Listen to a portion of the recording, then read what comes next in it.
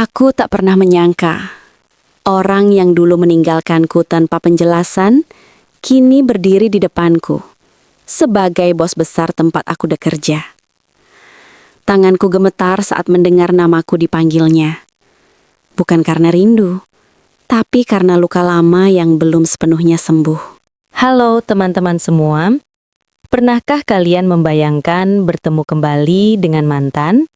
Bukan sebagai kenangan, melainkan sebagai atasan yang menentukan masa depanmu? Inilah kisah tentang cinta, luka, dan takdir yang mempertemukan kembali dua orang dengan cara yang tak pernah mereka duga. Sebelum ceritanya dimulai, jangan lupa klik tombol like, subscribe channel ini, dan nyalakan lonceng notifikasi agar kalian tidak ketinggalan cerita-cerita inspiratif dan penuh makna lainnya. Dukungan kalian sangat berarti untuk channel ini. Namaku Ika. 5 tahun lalu, hidupku terasa begitu sederhana namun penuh warna. Saat itu aku bukan siapa-siapa, hanya perempuan biasa dengan mimpi kecil dan hati yang terlalu mudah percaya. Dan di antara semua hal yang kuanggap indah pada masa itu, satu nama selalu menjadi pusat semestaku.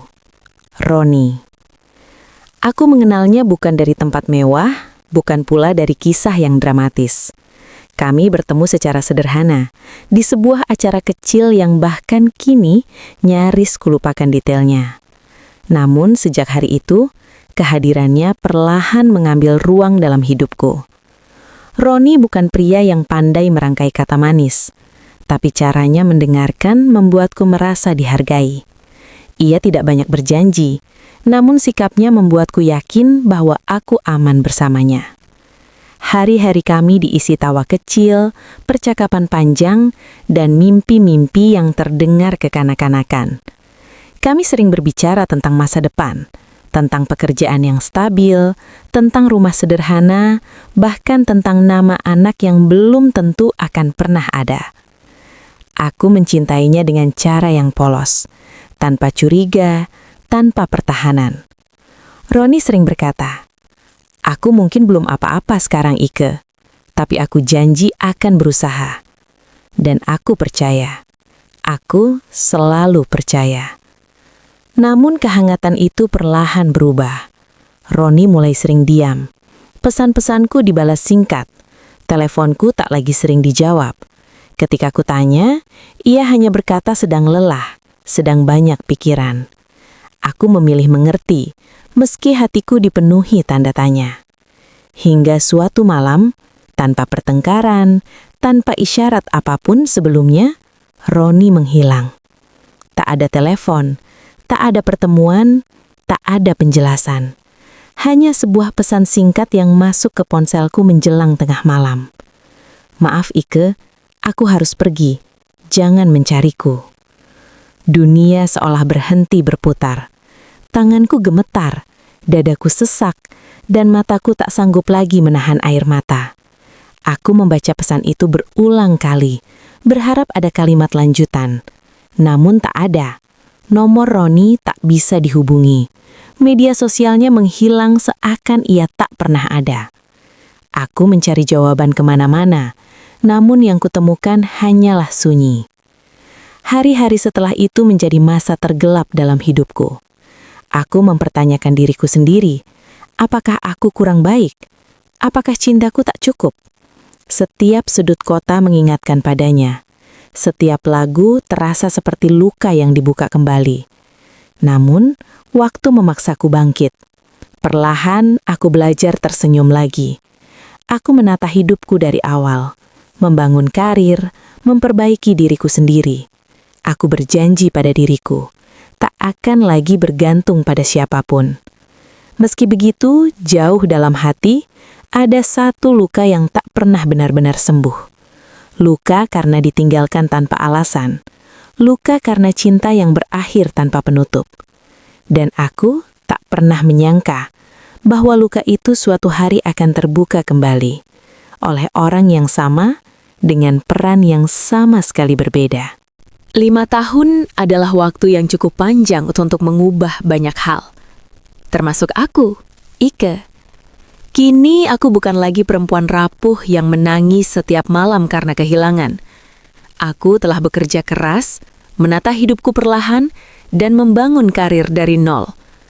Perusahaan tempatku bekerja adalah salah satu perusahaan terbesar di kota ini. Diterima di sini adalah kebanggaan tersendiri.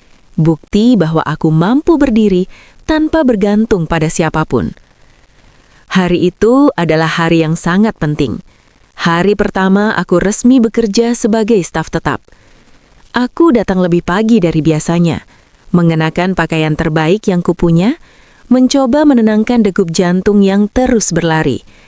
Aku ingin memulai segalanya dengan sempurna. Pagi itu, seluruh karyawan baru dikumpulkan di ruang rapat besar.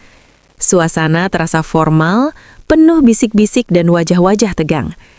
Aku duduk rapi, memegang buku catatan, berusaha fokus pada apa yang akan disampaikan manajemen. Hingga pintu ruang rapat terbuka. Langkah Sepato itu terdengar tegas. Semua orang langsung berdiri. Aku ikut bangkit, tanpa menoleh. Sampai suara itu terdengar. Suara yang pernah mengisi hari-hariku. Suara yang pernah memanggil namaku dengan lembut. Selamat pagi, saya Roni. Dadaku serasa dihantam keras. Aku mengangkat kepala perlahan, dan dunia seakan runtuh untuk kedua kalinya. Di depanku berdiri Roni, bukan Roni yang kukenal 5 tahun lalu. Ia kini mengenakan jas rapi, rambutnya tertata sempurna. Wajahnya tenang dan berwibawa. Tatapannya tajam, penuh kendali. Ia bukan lagi pria sederhana yang sering tersenyum canggung di hadapanku. Ia adalah direktur utama perusahaan ini. Tanganku gemetar hebat. Nafasku tercekat. Aku berharap ini hanya mimpi buruk yang akan segera berakhir. Namun kenyataan terlalu nyata untuk diingkari. Namanya disebut, jabatannya diperkenalkan, dan seluruh ruangan dipenuhi tepuk tangan. Sementara aku membeku. Roni berdiri di sana, menyampaikan sambutan dengan suara tenang dan profesional. Ia berbicara tentang visi perusahaan, tentang kerja keras, tentang masa depan. Setiap katanya menusuk ingatanku, membawa kembali kenangan yang telah lama kukubur. Tatapan kami sempat bertemu, hanya sepersekian detik, namun cukup untuk membuat dadaku sesak. Tak ada senyum, tak ada ekspresi terkejut. Seolah-olah aku hanyalah salah satu wajah asing di ruangan itu. Aku tak tahu mana yang lebih menyakitkan, bertemu kembali dengannya, atau menyadari bahwa ia bisa bersikap seasing itu. Sejak hari itu, hari-hariku dipenuhi kegelisahan. Setiap kali namanya disebut, setiap kali langkah kakinya terdengar di lorong kantor, jantungku selalu berdegup lebih kencang. Aku berusaha bersikap profesional, meyakinkan diri bahwa masa lalu seharusnya tak lagi memiliki kuasa atas hidupku. Namun kenyataannya tak semudah itu. Roni adalah bosku. Setiap laporan harus melewati mejanya. Setiap keputusan besar ada di tangannya. Dan ia bersikap dingin. Tak pernah menegurku lebih dari seperlunya. Tak pernah menunjukkan bahwa kami pernah saling mengenal. Di hadapan karyawan lain, aku hanyalah staf biasa. Tak istimewa, tak berarti. Ironisnya, sikap itulah yang justru paling menyakitkan. Karena di balik dinginnya wajah itu, aku tahu ia mengenal setiap detail diriku, dan aku mengenal luka yang pernah ia tinggalkan. Aku mulai bertanya-tanya dalam diam, mengapa takdir mempertemukan kami kembali? Untuk menguji ketegaranku, atau untuk membuka luka yang belum benar-benar sembuh? Dan tanpa kusadari, ini baru awal dari ujian terberat dalam hidupku. Hari-hari bekerja yang semula kupikir akan sibuk dan melelahkan, ternyata berubah menjadi ujian batin yang tak pernah kubayangkan. Setiap pagi, saat aku melangkah masuk ke gedung kantor yang megah itu, aku selalu menarik napas panjang. Bukan karena lelah, melainkan karena harus menyiapkan hatiku menghadapi satu kenyataan. Roni ada di sini, setiap hari, sebagai bosku. Aku berusaha keras meyakinkan diri bahwa aku telah berubah, bahwa aku bukan lagi Ike yang rapuh dan mudah terluka. Aku bekerja dengan sungguh-sungguh, menyelesaikan tugas tepat waktu, bahkan sering lembur. Aku ingin membuktikan bahwa aku ada di sini karena kemampuanku, bukan karena masa lalu yang pernah mengikat kami. Namun, keberadaan Roni membuat semuanya terasa berbeda. Ia sangat profesional, terlalu profesional bahkan. Setiap kali kami berinteraksi, suaranya datar, sikapnya tegas, dan jaraknya terjaga. Ia memanggilku Ibu Ike, sama seperti karyawan lainnya. Tidak ada nada khusus, tidak ada tatapan hangat. Seolah 5 tahun kebersamaan kami hanyalah ilusi di kepalaku. Ironisnya, justru sikap itulah yang paling menguji perasaanku. Kadang aku menangkap sorot matanya yang menatapku lebih lama dari seharusnya, terutama saat rapat. Namun begitu aku menoleh, ia segera mengalihkan pandangan. Aku mulai bertanya-tanya, apakah ia juga berperang dengan perasaannya sendiri, ataukah hanya aku yang terjebak dalam bayang-bayang masa lalu? Suatu hari, sebuah proyek besar dipercayakan kepadaku. Aku harus mempresentasikan laporan langsung di hadapan direksi, termasuk Roni. Malam sebelumnya, aku hampir tak bisa tidur. Bukan karena takut gagal, melainkan karena harus berdiri tepat di hadapannya, berbicara sebagai bawahan kepada mantan yang pernah meninggalkanku tanpa alasan. Presentasi itu berjalan lancar. Aku menjelaskan data dengan tenang, meski jantungku berdegup kencang. Saat aku selesai, ruangan hening sejenak. Roni menatap layar, lalu menatapku. Presentasinya baik, katanya singkat. Tapi analisis risikonya perlu diperdalam. Hanya itu. Kalimat profesional yang sederhana. Namun entah kenapa, dadaku terasa sesak. Aku mengangguk, menahan emosi yang tiba-tiba muncul tanpa izin. Sejak hari itu, konflik batinku semakin dalam. Ada bagian dari diriku yang ingin bertanya, ingin menuntut penjelasan, ingin tahu mengapa ia pergi dulu. Namun ada pula bagian lain yang berusaha menjaga harga diri, menolak membuka kembali luka lama. Aku mulai memahami bahwa bekerja bersamanya bukan sekedar tentang tugas dan tanggung jawab. Ini adalah tentang berdamai dengan masa lalu yang tak pernah selesai. Tentang belajar memisahkan perasaan dari profesionalisme. Namun setiap malam, saat aku pulang dan menatap langit dari jendela kamarku, satu pertanyaan selalu kembali menghantuiku. Apakah aku benar-benar sudah sembuh, atau hanya pandai menyembunyikan luka? Dan di balik sikap dinginnya, aku mulai menyadari satu hal yang membuatku semakin gelisah. Roni seolah menyimpan sesuatu. Sesuatu yang belum pernah ia katakan.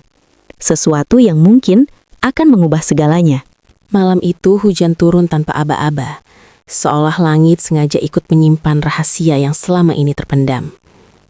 Kantor sudah hampir kosong ketika pesan itu masuk ke ponselku. Ika, bisa ke ruanganku sebentar? Pesan singkat dari Roni. Tak ada penjelasan, tak ada alasan. Jantungku langsung berdegup lebih cepat. Aku menatap layar ponsel cukup lama sebelum akhirnya mengangguk dalam hati. Ada perasaan campur aduk.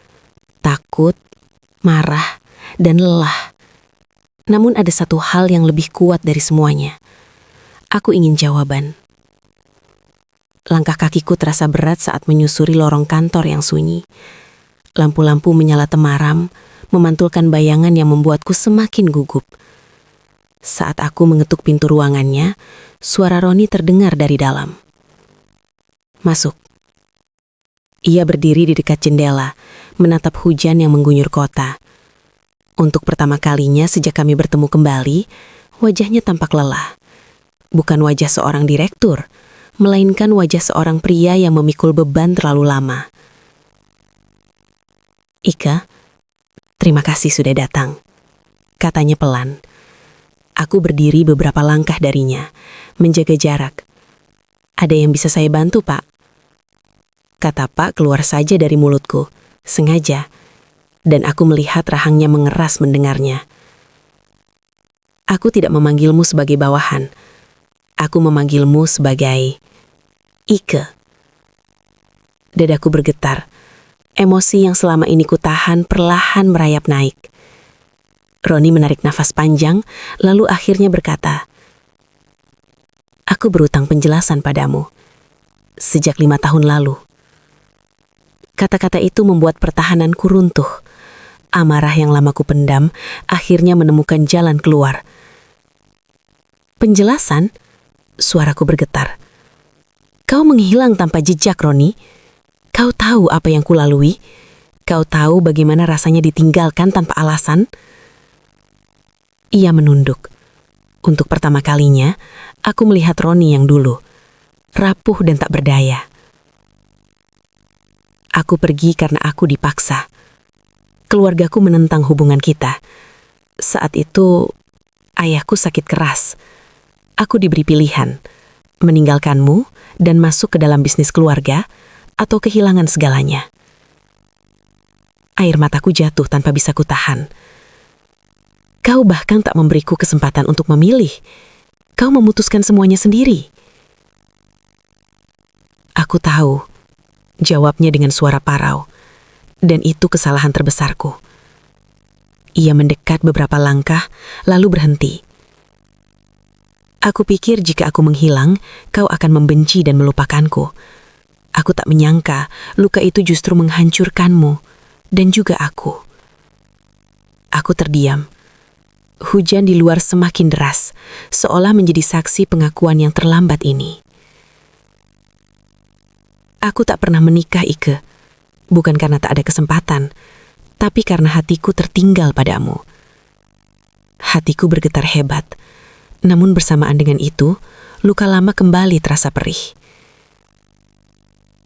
Apa gunanya semua ini sekarang? Tanyaku pelan. Kau sudah menjadi siapa dirimu hari ini, dan aku sudah berjuang terlalu jauh untuk kembali. Roni menatapku dengan mata berkaca-kaca. Aku tidak meminta kita kembali, hanya ingin kau tahu kebenarannya dan meminta maaf. Dengan sungguh-sungguh. Untuk pertama kalinya, aku melihat ketulusan di wajahnya. Bukan sebagai bos, bukan sebagai mantan, tapi sebagai manusia yang menyesal. Aku mengusap air mataku, menegakkan tubuhku. Terima kasih atas kejujuranmu, tapi tidak semua luka bisa disembuhkan dengan penjelasan. Aku melangkah pergi, meninggalkan Roni di ruangan itu, bersama masa lalu yang akhirnya terucap, meski terlambat. Dan di dalam hatiku aku sadar, ini adalah titik di mana aku harus memilih. Menoleh ke belakang, atau melangkah sepenuhnya ke depan. Pagi itu aku datang ke kantor lebih awal dari biasanya. Hujan semalam masih meninggalkan jejak di jalanan. Udara terasa lebih sejuk, dan entah mengapa, hatiku justru terasa lebih ringan. Percakapan dengan Roni malam itu terus terngiang di kepalaku, namun bukan lagi sebagai luka yang menganga, melainkan sebagai potongan masa lalu yang akhirnya menemukan tempatnya. Aku menyadari satu hal penting. Penjelasan memang datang terlambat, tapi kejujuran telah memberiku kelegaan. Selama ini aku bukan hanya terluka karena ditinggalkan, melainkan karena hidup dalam ketidaktahuan. Kini, meski jawabannya pahit, setidaknya aku tahu kebenarannya. Hari itu, aku bekerja dengan fokus yang belum pernah kurasakan sebelumnya. Setiap tugas kuselesaikan dengan penuh kesadaran. Aku bukan lagi perempuan yang terjebak di antara perasaan dan kenangan. Aku adalah Ike, perempuan yang telah melalui jatuh bangun dan memilih untuk tetap berdiri. Menjelang siang, sekretaris mengabarkan bahwa Roni ingin bertemu denganku. Dadaku sempat bergetar, namun kali ini aku tidak gentar. Aku mengetuk pintu ruangannya dengan tenang. Roni menatapku dengan ekspresi yang sulit kubaca. Tidak ada lagi jarak dingin, namun juga tidak ada harapan yang dipaksakan. Aku hanya ingin memastikan satu hal, katanya. Apapun keputusanmu, aku menghormatinya. Aku mengangguk. Aku sudah memutuskan, Roni. Aku menatapnya lurus. Aku memilih untuk tetap bekerja secara profesional. Tidak ada masa lalu yang kita bawa ke sini. Dan aku berharap kau juga bisa melakukannya. Ia tersenyum tipis. Senyum yang penuh penerimaan. Terima kasih, Ika. Kau lebih kuat dari yang pernah kubayangkan. Pertemuan itu singkat namun cukup untuk menutup satu bab dalam hidupku. Aku keluar dari ruangan itu tanpa air mata, tanpa sesak di dada, hanya ada rasa tenang yang selama ini ku cari. Beberapa bulan berlalu, karirku berkembang, percaya diri tumbuh, dan aku mulai menikmati hidupku sepenuhnya. Roni tetap menjadi bosku, namun hubungan kami murni profesional. Tak ada lagi tatapan yang membuatku gelisah, tak ada lagi bayangan masa lalu yang mengikat. Suatu sore, saat matahari tenggelam di balik gedung-gedung tinggi, aku tersenyum sendiri. Aku akhirnya mengerti, tidak semua cinta harus dimiliki kembali. Ada cinta yang cukup dikenang sebagai pelajaran, bukan tujuan. Aku memilih diriku sendiri. Aku memilih masa depan. Dan untuk pertama kalinya setelah sekian lama, aku benar-benar merasa bebas. Dari kisah ini, kita belajar bahwa masa lalu bisa kembali dengan wajah yang berbeda. Namun masa depan tetap berada di tangan kita sendiri. Jangan biarkan luka lama menghalangi langkah menuju kehidupan yang lebih baik. Terima kasih sudah menonton cerita Mantanku Bosku sampai selesai. Semoga kisah ini bisa menghibur dan memberi makna. Jangan lupa like, subscribe, dan share video ini. Sampai jumpa di video berikutnya dengan cerita yang tak kalah menyentuh.